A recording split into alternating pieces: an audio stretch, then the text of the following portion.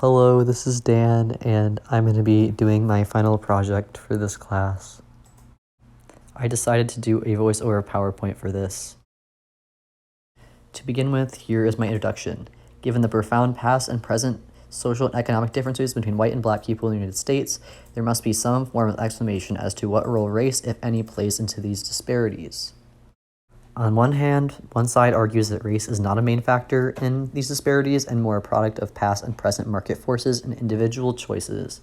The other argument argues that race is a main factor in these disparities, and many structures today contribute to past and present disparities that we see today. In the next slide, I will be deconstructing both of the arguments. For side one, as race not being a factor in disparities, Thomas Sowell argues for this point in his video. I took all of these points from his video. His first is he believes that everyone is inherently born poor and ignorant, and certain groups such as Jewish, Chinese, Japanese people are considered overachievers, and certain groups, Black, Mexican, and Puerto Rican people, are considered underachievers economically. Although all these groups have had forms of disadvantages and vastly different experiences, so he acknowledges that they cannot be placed in the same playing field. Believes that systems currently in place, for example, affirmative action, make it dangerous to take large chances.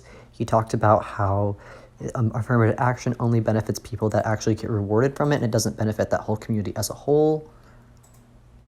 Main and probably most important argument is that instead of focusing on the group as a whole, he focuses more on individual choices to work hard and climb the ladder and to have agency over their situation.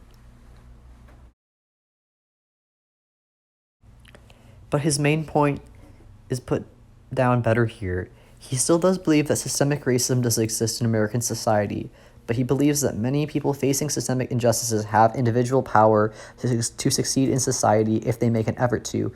He believes no one starts out on an equal playing field, so degrees of success need to be measured from where they started at. He still does conclude that race is not a main driver in the inequalities that we see today, and unlike the other argument, which I will show. Overall, he believes that if people work hard, then they can succeed in anything, and all they have to do is try. He doesn't like government, as you can see from the quote, and he believes that people can make the best decisions for themselves alone. Now I will move on to side two, or argument two, with race being a significant factor in disparities and inequalities we see today by, this is Kyle K. Moore, this is what he goes over. He believes that in the United States, people tend to individually look at people's successes and failures and not the whole picture, even though they judge the whole picture. That's more of an American sort of mindset. This leads many people to assume, in this example, that white people make better choices than black people because maybe they are doing better financially or have better health. The big phrase he uses is methodological individualism, where individual decisions can predict social change and dynamics rather than group action or inaction.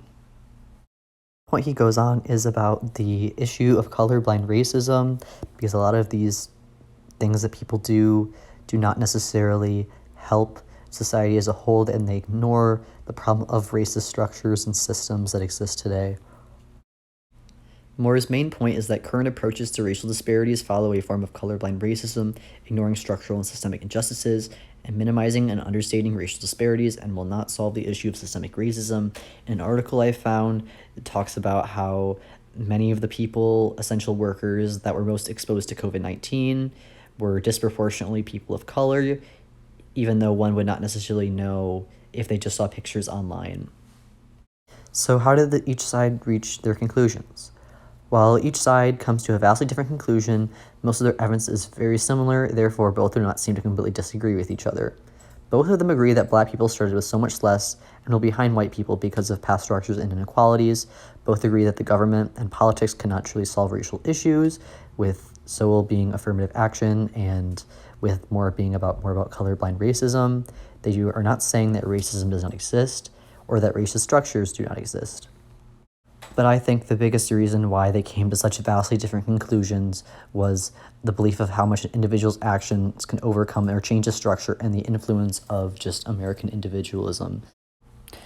What they are saying Sowell concludes that taking control and having agency, and he used going to school and work and succeeding is in a capitalist society is key, and a person will be rewarded accordingly.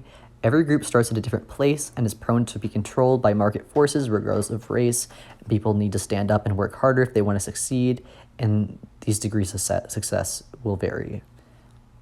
On the other hand, Moore concludes that regardless of the amount of agency a person can take, structures will still work against people to create the disparities that do exist. He thinks that individual actions rather than group actions do not accurately predict the progress of the group.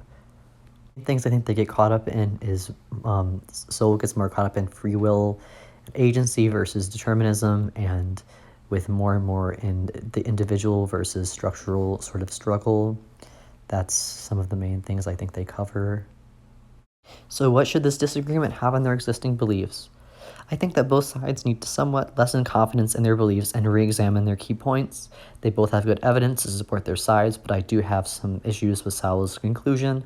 Although market forces do not discriminate, or at least the basic concepts of them, the market is controlled by people as well as structures. People do have agency to do things and rise up, but that does not mean that the key is to fixing structural problems. These structures will continue to exist as long as they still can, or they are destroyed.